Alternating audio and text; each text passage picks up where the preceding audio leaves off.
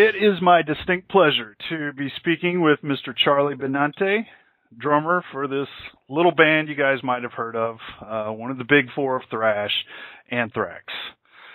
The band has a yet unnamed album set for release later this year and an extensive tour coming up with Volbeat kicking off on the 24th of April. So, Charlie, thanks for taking the time to talk with We Love Metal today. Oh, hello. How are you? All right. So you guys have wrapped up your recording and ready to hit the road. I imagine everybody's happy with how the album's come out? Oh, yeah. I mean, we are, we're really taking this one a little, I wouldn't say a little slower than past because our last record took us a long time to make, but we have quite a bit of songs that we are recording for this record. So we split it up into like parts so that we're not in the studio for like, just 3 months, doing 20-something songs. So right. We just wanted to keep it exciting and fresh. So we did a batch of 8 or 9. And then let it breathe for a bit, and then we did another batch. You know what I mean? Let those breathe a bit. So we're just taking it like that. We just want to, we want to be sure of everything. Okay. So you're not done recording then, actually? Oh no. No? Okay. I figured with the tour kicking off in a couple of weeks, you'd be done. No. We're not completely done. As a matter of fact, Joey's back in today. Okay. Doing some vocals. Uh-huh. Okay. Do you guys have a working title? I know you've got that hashtag 2015 Anthrax album out there. Yeah, that's the title. Yeah, we have a title that we're kind of happy with, but it's not. It's like it's got a few more minutes in the oven till it's ready. Got it. Got it. Let it cook a little more and see if something changes on it. Exactly. All right. Exactly. You guys, like I said, are kicking out on a tour in a couple of weeks, and from what I read, you're planning on playing one of the new songs, which is out there for our consumption. I want to get the pronunciation right, but Soror Erumator? Yeah. Is that close enough? It's basically Latin for sister fucker, or I fuck sisters. Okay. So that's from your Game of Thrones, the project that you guys took part in. Right, and if you're a fan of Game of Thrones, you'll understand that title. Right. So you plan on playing that one. Do you guys have any other surprises maybe in store for the tour? Well, see, that's the thing about surprises, because sometimes you may wake up and, that day you feel like doing something different, and we may just, boom, bang something else out during the show. But that's the whole thing of the element of surprise. You never know. So, yeah. I think the basic idea of going out and playing again is to, of course, you have to play those favorite songs that people are coming to see because, they haven't seen us in a while. So you have to, entertain. That's what we're doing. Right. But then there's a part of us that really enjoys the aspect of being creative and being spontaneous and just, throwing something else in there. And I'm not going to say we're going to do that for every show, but right. Sometimes you get the itch and boom, you just go into something. Do you guys usually leave yourselves some flexibility to do that? So, well, definitely when we're headlining, we have the luxury of, okay, what do you want to do here? But when you're in a slot, whether you're the middle band or whatever, you're kind of restricted to a time that you have to pretty much get in and get out. Sure. Know? So sometimes it's a little difficult to be as spontaneous in that in that, time constraints, Yeah. How much time are you guys getting on this tour? Oh, I think we play about 50, 50, I think. Okay. So by the time we're just getting warmed up, we'll be done. Yeah, that's too bad. Okay, so we'll have to look out for a headline tour from you guys at some point, probably after the album. Probably. Okay. All right. Another thing about this tour, you guys are hitting some, I would call them lesser served markets, maybe like Missoula, Montana, Grand Forks, North Dakota, Evansville, Indiana. Do you find the fans there to be maybe even more, I don't know, rabid than some of the bigger cities because they don't get bands like Anthrax through there very often? I definitely would agree with that because, the major cities, that's where a lot of the bands will go because that's just the way it's routed, and you want to pull in as many people as you possibly could. So, hitting, a different market that you wouldn't hit, is sometimes better because, like you said, the fans are a bit more rabid. They don't get the luxury of having a band coming through all the time. So once it happens, it's very exciting for them, and you could just tell too. You could just see it. Uh-huh. You don't get much metal, So you almost have to up your game in those places too. All right, that's awesome. I mean, it's great for the people that live there, and I've lived in places like that. But being in Chicago, I have to cross shows off as I can't make that one, can't make that one. There's too many, so maybe the overload is to the not to the benefit of the bigger cities. But yeah, it's cool you guys are getting out to some of those places. Oh yeah. It'll be good. Anthrax, you guys have been around forever. At least it feels like for me. I was on board as a teenager when I saw the cover to Fistful of Metal with the guy's teeth busting out and all that. But so you guys have written a lot of music, played a lot of music. But I want to talk about Charlie's playing. One track I go to when I really need to hear some good drumming, and I played drums for a long time, but of course never got to anywhere near to your level. I go to Nobody Knows Anything from YCFYA or I'm sorry, We Came for You All.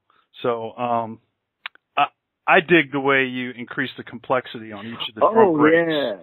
From sort of a simple thing. Do you remember how you developed that part of it? It's the thing about that track is sometimes this happens where a song is built around a drum groove that I had or something like that. And with that song, I was always fooling around with this type of drum pattern, and then this pattern with it's a triplet. It's off the crash cymbal and the kick drums and the snare drum, and I was looking for something that sounded like a locomotive starting, just picking up, and then that kind of happened, and then the song was built around that. And that's how that worked. Sometimes in the past, a song is built around a drum groove or a drum pattern. It doesn't happen a lot, but sometimes I'll play something during rehearsal, and someone will say, "Oh, that's pretty cool. We should do something with that," and then it becomes a part of a song. Okay, that seems maybe a little unique for most bands. I mean, I would think most go into it with a guitar riff or a melody or something like that rather than a drum track. So Um, that's kind of a cool way to approach it. Right. And like I said, sometimes, I mean, it doesn't always, yeah, exactly. If it happens that way, great. But most of the time, it's usually from a guitar riff, you know what I mean? Okay. Well, either way, it's a kick-ass song, and I love your playing on it. So thank you for doing that. Cool.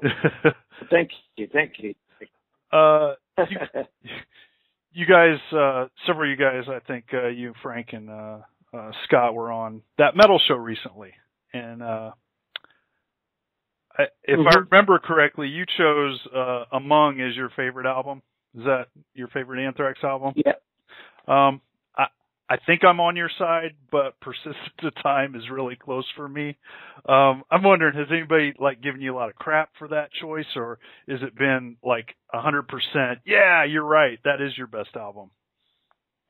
Well, I didn't say really it was our best. Yeah, right. I take that back. Your favorite. I said that's the record that gave us a career. Because I really like elements of every record we've done. And it's sometimes, you get lightning in a bottle that you're going to love the whole album. Sure. And I think the Among the Living record, for us at least, it's the one that features so many songs that we still play live to this day. So that has to mean something, you know. Whereas, other albums have these deep cuts that are strictly album tracks, and maybe sometimes we try to do them live and they've never worked live, but they're still good songs. And like I said, there's elements of every record that I love, but the reason why Among was chosen first is, like I said, it really gave us a career. All right. You just I think this weekend we're in California.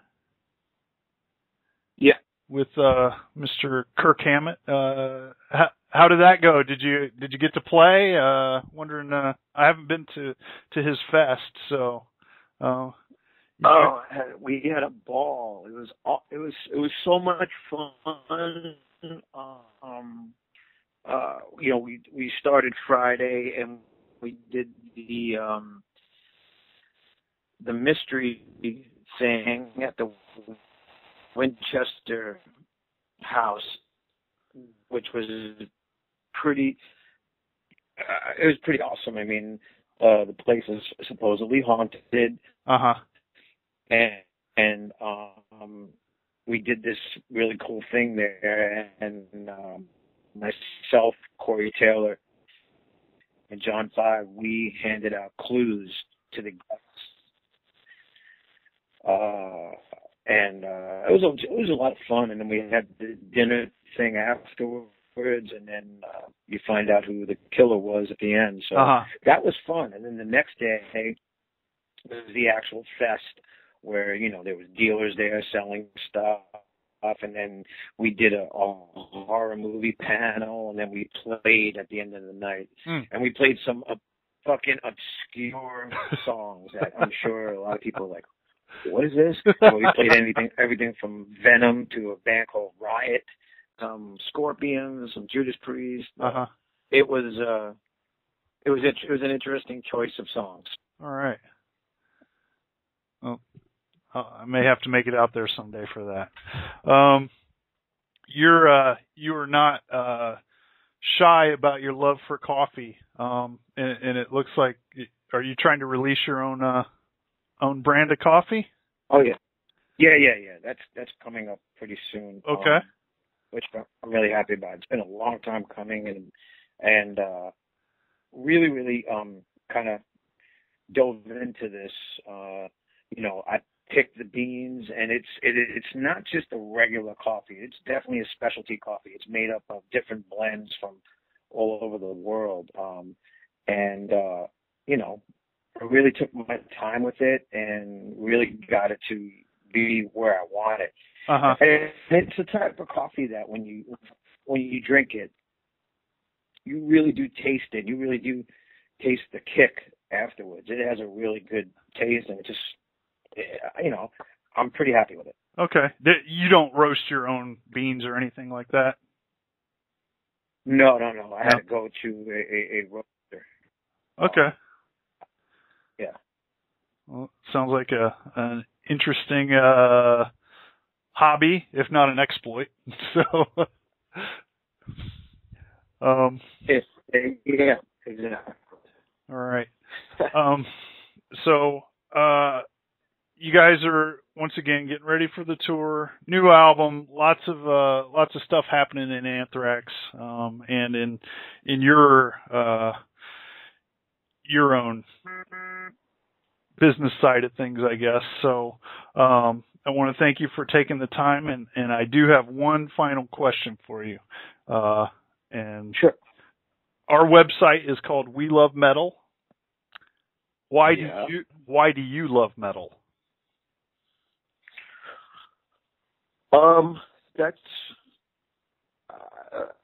That's a good question to ask. I don't know why. I just kind of gravitated to it when I was younger. It was something that was maybe the aesthetic, the volume, the aggression. Maybe I just didn't want to. Maybe I didn't look like the normal group of kids. Maybe I did look a little different and think a little different. So maybe that's why I went towards this way. And especially if you're going to be in a heavy metal band, you really have to be dedicated to that form of music, because it's not like playing a different style of music, or it's pop music or just basic hard rock. So it's just a way of life. You usually, when you see another metalhead, you immediately have something in common. Right. That could build. I've built friendships just on that alone. So, like I said, I think it's just a way of life. All right, cool. Okay, to all the metal fans out there, Anthrax is on the road once again, coming to a town near you, likely, because they're going to a lot of places this summer. And I want to thank you, Charlie, for taking the time to talk with We Love Metal today. Thanks, Phil. Have a good one. All right, take care.